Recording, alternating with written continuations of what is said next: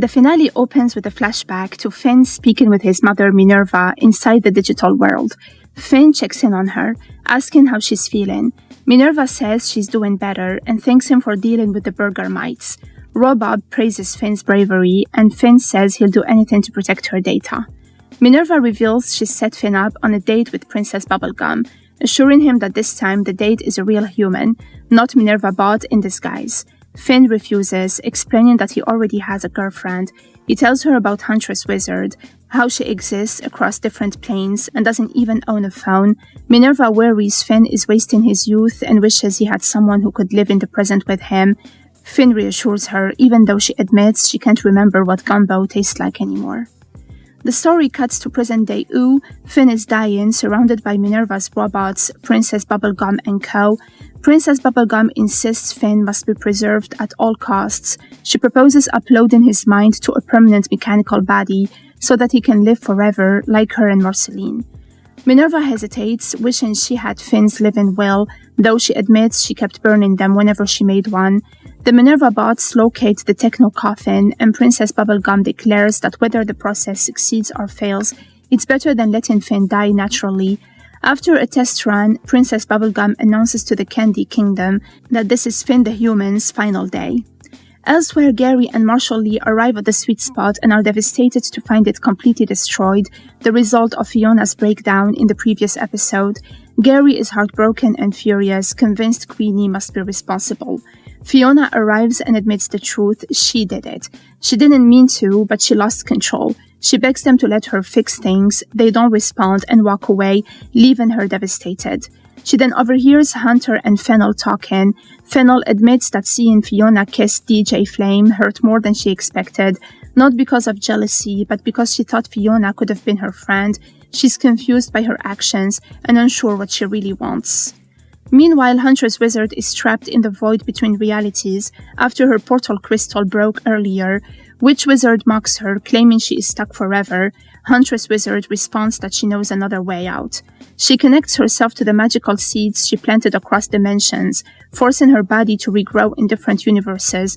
One by one, she emerges in alternate worlds. In one, she appears as a pink, mushroom-covered version of herself and is attacked by vampires. In another, she emerges underwater with fins and immediately disconnects. In another, she appears in Farm World, where a boy calls her mom, causing her to panic and flee. She briefly believes she's returned to Ooo when she hears cheering, only to realize it's another false world. Each time she abandons the body and moves on, growing frustrated. Witch Wizard mocks her, saying she'll never reach Ooo. Back in Ooo, a crowd gathers around Finn's dying body. Princess Bubblegum insists this is the right choice. Peppermint Butler mentions there is a chance Finn's soul could be lost forever if the upload fails. Simon objects, questioning whether this is preservation or a violation of life itself. The Banana Guards announce the arrival of Finn's closest family member, Nepter, who rushes in and throws a Dutch apple at Finn's face in an attempt to help. Princess Bubblegum reveals the plan. Finn's consciousness will be uploaded into a new indestructible robotic body. Bimo starts crying. Elsewhere, Huntress Wizard realizes the truth. The heart was a conduit, and without her original body, she can't reach Ooo alone. She turns to Witch Wizard and asks her to help. Reluctantly, Witch Wizard admits she can still sense something faint, a lingering heartbeat. The two join hands, focusing their magic together. Their energy merges, forming a portal.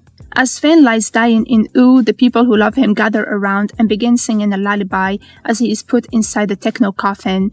But Princess Bubblegum panics when she realizes something is off. She screams for them to stop the process. Marceline helps pry open the coffin as green light pours out of it, and then Huntress Wizard and Witch Wizard emerge from the light. Huntress sees Finn dying and rushes to him. She knows he is slipping away. She places her hands on him and tries to give him life. She tells everyone she needs more life. Bimo offers his own life force, but Huntress refuses. Instead, she reaches into Finn's mind and then beyond it. Her arm grows and expands, branching outward, and across the multiverse, every version of Huntress Wizard that we saw earlier responds. In every world she passed through, those versions awaken, stretch out their arms, and send their life energy back through her. Every Huntress Wizard across the multiverse sacrifices themselves, dissolving into light and channeling their existence into Finn. Colorful branches bloom from Huntress's arm as she pours everything into him. One by one, the alternate Huntresses fade away as their energy flows into him, and Finn's body stabilizes. The crowd rejoices. Princess Bubblegum collapses in relief, sobbing that she nearly destroyed him. Marceline holds her, telling her she needs a break. But Minerva realizes the truth. Finn's consciousness never uploaded. His body is alive, but his soul is gone. Meanwhile, Cake is relaxing in the undergrowth with the karmic worm, finally at peace. She admits she likes being free from expectations and labels, but Huntress Wizard appears and tells her Finn needs Fiona. Cake chooses her friends. The karmic worm tells her she doesn't have to choose just one path. Cake promises she'll come back and follows Huntress. Back in her world, Fiona confronts Felix. Felix admits that Fennel asked for space. Fiona realizes she's been chasing him for the wrong reasons, not because it was right, but because she wanted something to work. She pushes him away gently and tells him the truth. She doesn't think they're right for each other. Then Cake arrives with news that Finn is dying. Cake tells her what to do. Get in the dome, look for clues. Fiona touches her head and enters Finn's consciousness. She lands in Imagination Land where she meets Bellamy Bug, who explains that this is only the surface, not where Finn truly is. Following his instructions, she visualizes herself moving forward, descending deeper, until she reaches Finn's true mental space. Eventually, she reaches him alone. He admits he feels empty, lost, like no one loves him the way Jake did. Fiona sits with him and speaks honestly. She tells him Huntress loves him, even if she doesn't say it well, that she fights for him, that she's terrified of losing him, and then she admits her own mistakes. She says she's learned she doesn't need to fix everyone or force happy endings. She just needs to listen, care, and show up. Finn finally smiles, they hold hands, and in the real world, Finn wakes up. Back in Ooh, Finn wakes up. Huntress Wizard is overwhelmed with relief. He smiles and asks if she did something with her hair. Huntress Wizard kisses him and everyone cheers. Marceline places Princess Bubblegum's crown on Peppermint Butler. The sweet spot is rebuilt, everyone gathers there. Life slowly settles back into place. Cake apologizes to M. Cron and they decide to remain friends. Gary and Marshall return home and accept Fiona's apology.